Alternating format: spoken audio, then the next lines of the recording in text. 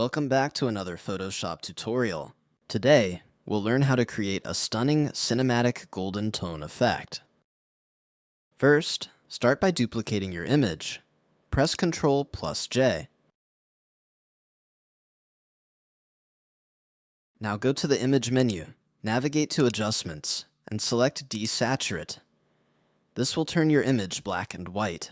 Head over to the Filter menu, go to Stylize, and choose Solarize for a dramatic visual effect. Go to the Adjustment Layer panel and select Color Lookup. From the drop-down, choose the Edgy Amber preset. Select your image layer and change its blending mode to Color. Select the Color Lookup layer and set its blending mode to Overlay. Right-click on the Color Lookup layer and choose Create Clipping Mask. Your beautiful cinematic golden tone effect is ready. Don't forget to like, comment, and subscribe.